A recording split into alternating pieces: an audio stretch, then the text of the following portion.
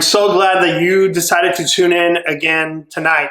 My name is Joel, and I'm one of the pastors here at Light on Life. In case you are new, we've been getting a lot of new people to Light on Life, and they've been messaging us like, hey, who's this guy? Who's that lady? So I'm Joel. I've been here since 2014, and I joined staff in 2015, and it's the best decision that I've ever made.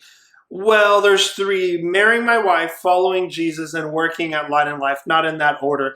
But I'm so glad that you're here. I'm excited to bring a word of encouragement to you tonight. But before I get there, I just want to share a couple of announcements just in case you've missed them throughout the week. But we are regathering on July 5th. That's Sunday, July 5th at 9, 10:30, and 12 o'clock. So in order for you to come, and we want to just keep everyone safe and follow all the rules, just sign up online. So go to our website, llcf.org, to reserve your spot for one of those three services, since we will be limiting it to 100 people because of the regulations that we are under right now. We hope that that will change, but that's just not the case right now. Well, thank you for tuning in again. Hit share. Make sure you follow our page on Facebook, on YouTube. That really helps us get the word out there. And it helps us also reach into your friends' network and just share these encouraging messages with them as well. Well, tonight, Pastor Sean said, hey, why don't you talk about generosity, this Christian virtue of generosity. So I'm like, okay, I can talk about that. But I want to take this unique take on it. I want to talk, before we talk about generosity, I want to talk about scarcity and abundance. So as you know, we live in a world that is dominated by the mindset of scarcity. What is scarcity? Scarcity is the kind of thinking where you believe that there's only a certain amount of things and there's a shortage of it and of physical things. And so therefore we begin hogging all of those things. Scarcity thinks this way: what if there's not enough? If I share, then I will not have enough. If I give, then I won't have any for tomorrow. That's the mindset of scarcity. In fact, French philosopher Jean-Paul Sartre, I don't know how to pronounce it, but I'm guessing here, in his book, The Critique of Dialectical Reason, he observes that scarcity is the overriding rule of life. He reflects on philosophers like Karl Marx, Aristotle, Plato, and Kant, and he concludes that the fundamental issue of human existence is scarcity when you examine it from a purely physical realm. And that is the reason for wars and for coups d'etats and for fights and for races and people fighting over resources because they believe that they are scarce. You see, most of us, if we're honest, we also have a scarcity mindset. Why? Because of the world that we live in, especially in North America. We are a very consumeristic culture and country that tells us, take, before it's too late. You all witnessed that during the crazy first days of COVID, right? I could not find toilet paper for a month and a half. No worries. I had loving people that gave me some rolls. That was really great. But people have this scarcity mindset. I have to get my own. So it's easy. It's easy to sometimes see the world through a purely scarcity physical lens. But as Christians, if you call yourself a Christian, we're not looking at life from a purely physical realm, but we need to see it through the realm of the kingdom of God. Remember the story of Jesus feeding the 5,000 people? In that moment, the disciples' thinking of scarcity was exposed.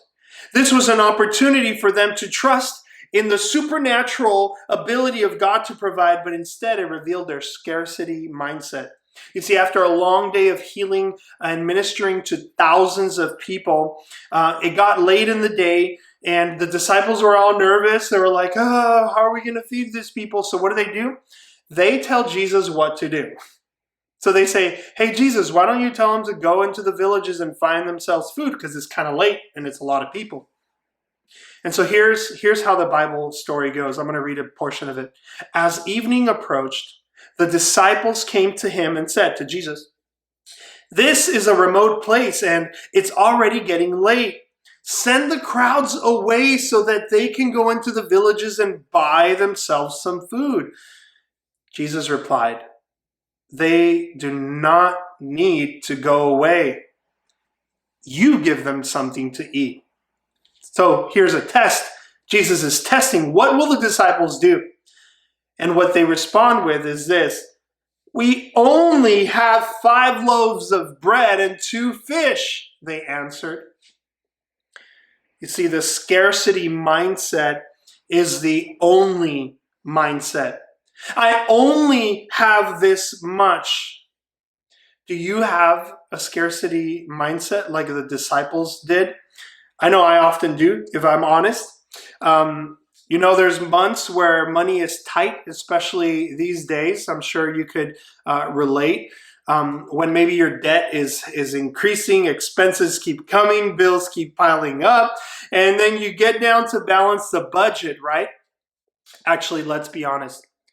My wife balances our budget because I'm no good with numbers. So I remember just about 2 years ago, it was one of those months where my beat up Honda Civic needed a $1,500 repair. It was so much money back then. And I remember at the end of the month balancing the budget and my wife and I talking through it, and we're like, man, I don't know if we can afford to give to the church and to the missionaries that we support. We only have this much money. We don't have enough, but we kept our commitment to continue to generously give to the church and to the work of God. It hurt. It wasn't easy. But we were so committed, and we believe that if we put the little that we have at Jesus' hands, and he can do an incredible work with it. You want to know what happened a month or 2 later? Some friends in the church said, "Hey, Joel, God told us that we should give you our Honda Accord." And they said, "We'll have it ready for you in a couple of weeks." And they handed me the keys to their car. No charge, nothing, just free. You see, I don't think that God is going to repay us if we give and if we're generous with our car, like if he's Oprah. But what I do believe is that when we say no to a scarcity mindset, we can really experience the generosity of the kingdom life. In the kingdom life, there is no scarcity because it's more than just the physical world. There's spiritual dimensions to the kingdom of God. Listen to what happens when we put the little that we have into the hands of Jesus. The story continues. "Bring them here to me, the loaves and the fish," he said. And he directed the people to sit down on the grass. On the grass, that's weird. Psalm 23. Taking the 5 loaves and the 2 fish and looking up to heaven, he gave thanks and he broke the loaves.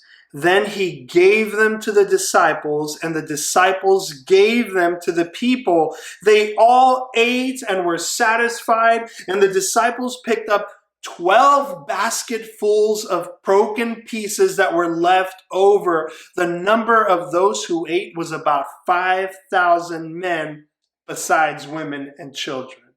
So you're talking about somewhere between 8 to 10,000 people that ate on basically a couple loaves of bread and 2 fish. Friends, this is crazy. This story of Jesus is crazy. Not only did he multiply the little bread and the little fish, but the disciples who lacked faith, they got to also participate in blessing thousands of lives. And they each took a basketful home, bigger than any Tupperware that you could find in your home, I am sure, a basketful. You see, just like the 2 fish and the 5 loaves, I think Jesus wants to take you and me, and he gives thanks for us. He breaks our scarcity mindset so that we may live our life by faith, and so that then he can give you and me a way to be a blessing to thousands of people. Have you put the little or the much that you have into the hands of Jesus? Or are you still living in a scarcity mindset? If we view life through the lens of scarcity, we will always be fearful and anxious. So, how do we live the abundant life that Jesus promised us? How do we go from scarcity to abundance, and from abundance to generosity, where the Father invites us to share in his kingdom, where there is a different mindset than the scarcity, where there is abundance? A scarcity mentality is not for a disciple of Jesus. He wants us to have a stewardship and generous mentality, so that we can steward all that God has put in our hands, whether it's much or whether it is little. You see, if we are able to lift our eyes above the physical realm, then we are able to look at the world beyond. We're able to see the world beyond just a physical earth with physical resources, and we can tap into spiritual resources of God. But let's be honest, we are human, right? You and me, we're human. And so we fail to remember what God has done, and therefore what he is capable of doing right here and right now. And so to go into an abundance mindset, into a generous mindset, what we need to do is remember. Listen, in the Bible, more than 269 times it commands us to remember. Why? Because God knows that we easily forget all that he has done for us. Even the disciples in this moment, they should have remembered what Jesus did just in another town, not too far from there. They should have remembered how he turned water into 130 gallons of wine. They should have remembered how Jesus has already done the miraculous, but they were so quick to forget. We are so quick to forget all the great things that God has done for us, but also for people that have come before us. You see, what Jesus says to us and what he wants to say to us is, put the resources I've given to you in my hand and see what I can do with it. Scarcity becomes abundance, and then abundance becomes a life of generosity. You see, the disciples ended up transitioning into this new mindset, and so should we. That's my hope for you and for me. Listen, my own journey in living a life of generosity has not been perfect. In my BC years, I was so stingy. In Spanish, they call it codo, which means elbow. I don't even know why. But I was like that, and I viewed life in a scarcity model. Like, I have to, keep my acorns, kind of like a squirrel, right? No, this is mine. I don't like to share. Yeah, I don't like to be generous. But then I met Jesus. And then Jesus started doing a work in my life. I started looking at how much he gave for me. He gave all of himself for me, and that started to break this scarcity mindset. And I started to see him provide for me in miraculous, crazy, amazing ways. And so that when my wife and I, when we married together, we committed ourselves to wanting to be a couple that is generous with our entire lives. And so recently we met with a financial planner and to get some advice on finances. And he asked, hey, what are some of the main goals that you want, as we talk through some financial goals? And we said, we want to live a generous life. That is at the top of our list. And so I don't say that to boast, because I'm just saying that's my goal. That's what I want to be. But I say that because God has done an incredible work in my life and taken me from a scarcity mindset to a generous kingdom mindset. How about you? Where are you at in your mindset? Are you still in scarcity, or are you living the abundant life that Jesus promised to you and to me? You see, because we are serving a king who has abundance at his disposal, we can also be people who are abundantly generous with our finances, with our talent, with our treasure, with our time. And after feeding 5,000 to 10,000 people, guess what? There's still leftovers for us to take home. I want to be in that kind of lifestyle. How about you? Do you want to experience the abundant life that Jesus promised, not just spiritually, but also in how you are able to bless others around you? Well, God is enough. And if we take the little that we have, if you take the little that you have and you put it into the hands of Jesus, just wait and see what he will do. I encourage you, friends, to continue to press into this conversation and to ask God, Lord, tell me the truth about myself. Tell me where I need to grow in abundance. I pray that you would grow in that, and that by that, you would then be a blessing to so many people. Thank you for joining me tonight, friends. We hope to see you soon in another video or one of our services. God bless you and good night.